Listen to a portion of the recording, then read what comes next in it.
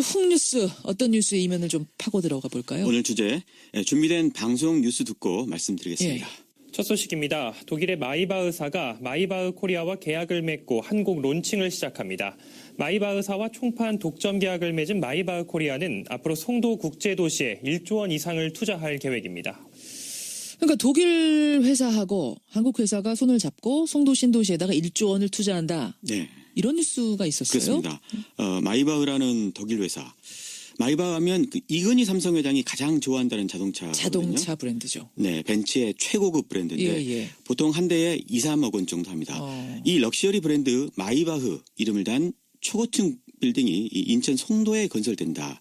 지난해 여름 지역 방송에 보도된 내용입니다. 마이바흐 빌딩이 건설된다. 근데 이 사업에 무슨 문제라도 있었습니까? 앞서 방송 뉴스가 이 첫 소식이라고 보도했죠. 예. 그걸 보더라도 당시 지역 언론에 이 대서특필된 사업입니다. 그런데 알고 보니까 이 사업 역시 최순실이 개입한 의혹이 일고 있습니다. 오늘은 이 문제를 파보러 갑니다. 아니 저는 이거 처음 듣는 얘기인데요. 네. 그러니까 세계 최고급 자동차 브랜드의 이름을 딴 프로젝트에 최순실이 개입했다? 네.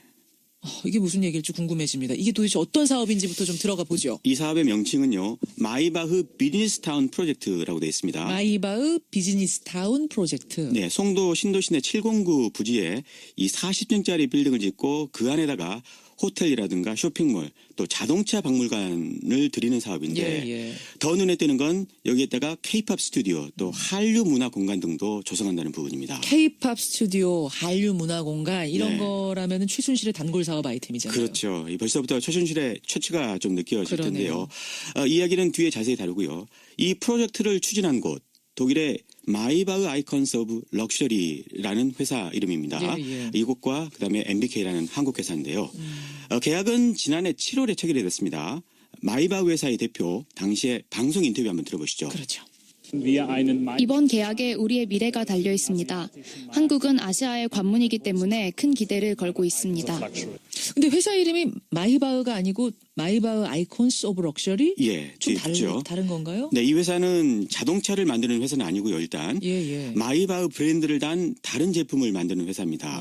그러니까 마이바흐 계열사로 보면 될 텐데요. 주로 뭐 가방이라든가 이런 피혁 제품 또 선글라스, 장신구, 여러 액세서리 이런 럭셔리 제품을 취급합니다. 그래서 회사 이름에 마이바흐 아이콘스 오브 럭셔리, 럭셔리의 상징 상징이다. 이렇게 붙어 있는 거네요. 그렇습니다. 그럼 독일 측 회사는 이제 뭔지 알았고 네. 손을 잡은 한국 측 회사는 어떤 회사입니까? MBK라고 이게 이제 마이바흐 코리아를 줄여서 이렇게 MBK라고 부르는데요. 아하. 인천의 신생 부동산 회사가 자본금 100만 원으로 만든 회사입니다. 100만 원이요? 네. 계약이 체결되기 직전에 설립된 이 급조된 회사인데요. 그러니까 100만 원짜리 회사가 1조 원짜리 프로젝트를 하려고 하는 건 좀 처음부터 이상하게 들리죠. 이 계약이 지금 지난해 7월에 체결됐다 그랬죠. 그렇습니다. 그럼 그 이후에 사업은 실제로 진행이 됐습니까? 건물을 짓기로 한 부지에는요. 현재 다른 사업이 진행되고 있습니다. 알고 보니까 이 마이바흐 프로젝트는 사전에요. 부지를 관리하는 인천경제자유구역청이 있는데 이곳과 협의 자체를 거치지 않았다고 합니다. 그래요. 또 대체 부지를 찾아야 하잖아요. 지금요. 예. 그런데도 아무런 협의가 지금 없다고 합니다. 멈춰져 있단 거네요. 예, 인천경제자유구역청 관계자 얘기 들어보시죠.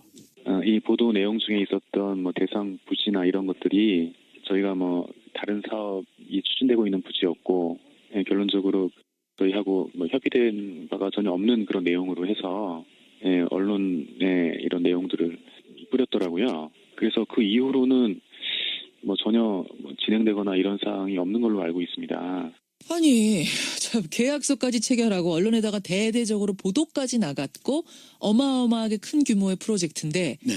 그런 걸 추진하면서 관청하고 아무 협의도 없었다. 이게 상식적으로 이해가 안 되는데요. 그게 의문투성이죠. 제가 이 사업에 최순실의 그림자가 아른거린다고 했는데 바로 이 대목 때문입니다. 그래요. 그럼 본격적으로 좀 들어가 보죠. 최순실이 이 사업에 어떻게 개입됐단 말씀이에요? 우선 이 사업에 이 최순실의 독일 집사로 잘 알려진 사람이 있는데요. 데이비드 윤이라고요. 데이비드 윤. 이 사람이 참여한 사실이 확인이 됐습니다. MBK 관계자 이야기 들어보시죠. 예.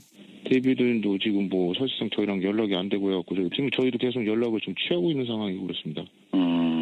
근데 독일 마이바흐사도 데이비드 윤하고 지금 연락이 좀 안 되고 있는 상황이라고 그렇게 계속 뭐 메시지가 오는 상황이고요. 그럼 계약식 체결할 때는 데이비드 윤 두 분 다 오셨었어요?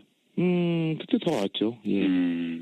데이비드 윤. 이번 최순실 사건 국면에서 계속 들어봤던 이름이거든요. 그렇죠. 정확하게 누굽니까? 이 사람에 대해서 더 정확하게 알아보기 위해서 제가 이 독일 교민들에게 수소문을 해봤는데요. 예, 예. 교민들은 이 사람을 한국 이름 윤영식으로 지금도 부르고 있었습니다. 윤영식.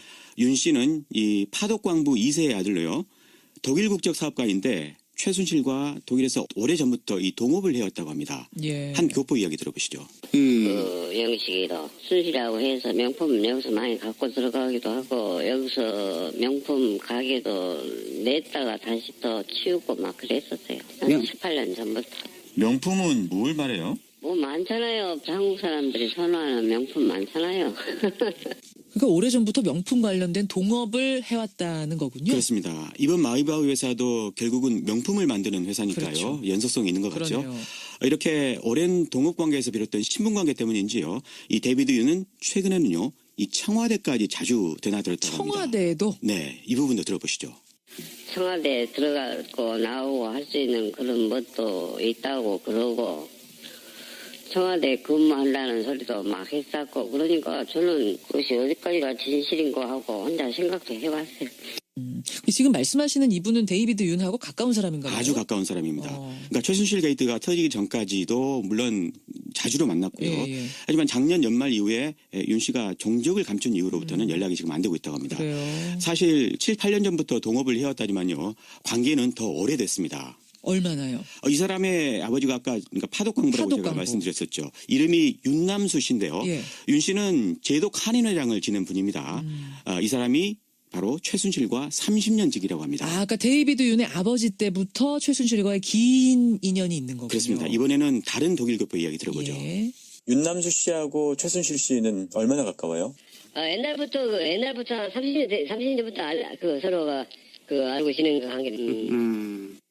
그러니까 데이비드 윤하고 최순실이 2대에 걸쳐서 계속 연결이 된 거네요. 네. 아주 가깝다는 얘기고. 네.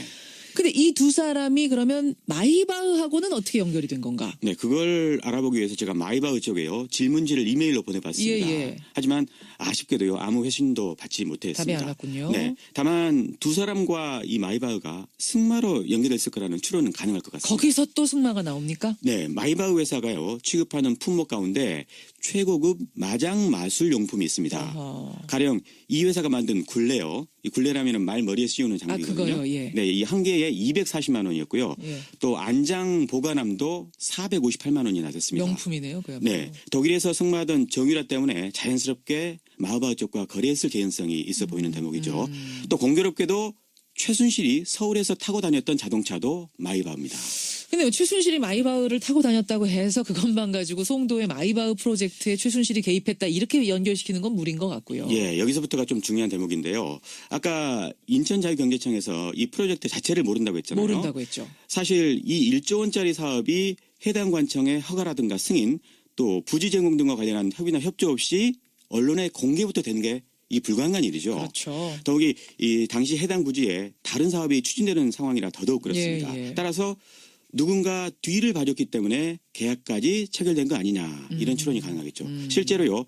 마이바흐 홈페이지에 가보면 이렇게 적혔습니다. 뭐라고요? 이 사업이 인천시의 전폭적인 지원을 받고 있다. 이렇게요. 홈페이지에 그렇게 적혀 있어요. 인천시의 전폭적인 지원을 받고 있다. 그렇습니다. 아까 인천에서는 모른다고 했는데. 예, 홈페이지에요. 회사와 관련된 뉴스 리스트가 쫙 있는데 예. 첫 번째에서 두 번째에 이게 기사가 배치가 돼 있더라고요. 어허. 그런데 저희가 이 회사한테 이메일로 질의를 했다고 그랬죠. 예. 그 이후에 이 뉴스가 사라졌습니다. 독일 본사에다가 권민철 기자가 질문을 한 후에 그 부분이 사라졌어요. 네, 아마 삭제한 것 같죠. 저희가 다행히 사라지기 전 모습을 캡처했는데요. 예. 이건 저희 노건뉴스 홈페이지에 공개할 테니까 한번 보시고요. 그렇죠. 이 사업이 인천시의 지원을 받았다는 또 다른 흔적도 있습니다.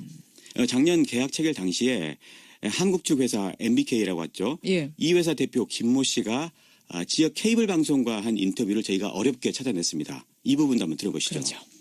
저희가 이제 이쪽 마우바 타워나 빌리지 같은 경우에는 뭐 인천시와 최대한 협조해서 같이 해서 뭐 2, 3년 정도 시간이 있기 때문에 그 안에 했던 잘 빨리 논의를 해서 그러니까 사업을 추진한 독일 회사 마이바흐하고 한국 회사 MBK하고 모두 인천시 협조를 받고 있다. 우리는 네. 인천시가 도와주고 있다라고 한 거네요. 네. 근데 사업은 결국 좌초된 거고요. 예, 그거는 아마 최순실 게이트가 터져서 아마 자체가 된 게 아닌가 싶습니다. 그럼 최순실 게이트가 안 터졌다면 사업은 계속 진행됐을까요? 아마 그랬겠죠. 근데 두 회사가 지금 말하고 있는 그 인천시 협조 우리가 받았다라고 할 때 그 협조는 누구 협조 받은 거예요? 아까 인천 자유경제청에서 모른다고 했는데. 그렇죠. 그 부분은 제가 끝내 확인은 못했습니다. 하지만 유정복 시장을 의심하는 사람들이 좀 있습니다.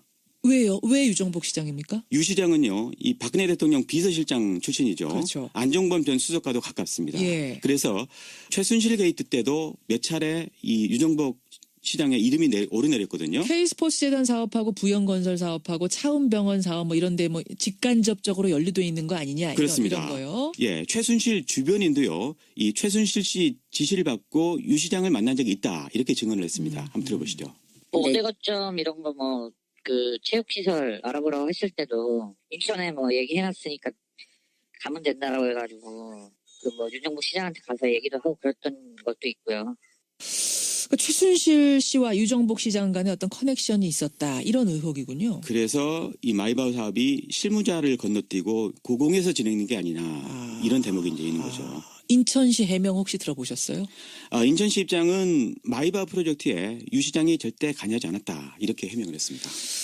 그래요. 이 사업이 최순실 게이트로 결국 좌초가 됐다는 얘기인데 만약 게이트가 안 터졌다면 그거 어떻게 됐을까요? 투자자가 아마 이득을 받겠죠. 그리고 1조 원짜리 사업을 기획한 이 최순실 같은 사람들도 큰 부를 쌓았을 겁니다. 그래요. 이 사업이 그러니까 실패한 사업이기 때문에 사실은 이번 국정농단 사건에서 주목을 못 받았던 거예요. 좌초가 됐기 때문에. 그랬을 겁니다. 그렇지만 거꾸로 생각해보면 이렇게 쥐도새도 모르는 사이에 최순실이 노렸던 사업들이 대체 얼마나 많았던 건가 이 생각을 또 하게 되네요. 특히 이번 사업은 그동안 최순실 사업과는 유형이 상당히 다릅니다. 그래요. 그래서 그 부분에 대해서도 의미를 발견하셨으면 합니다. 만약 특검 활동 기간이 연장이 된다면 이 부분 또한 들여다봐야 되는 게 아닌가. 오늘 다룬 내용이 특검 연장의 또 다른 이유가 되진 않을까 그런 기대도 좀 해보고요. 오늘의 홍뉴스 권민철 기자와 함께했습니다. 수고하셨습니다. 고맙습니다.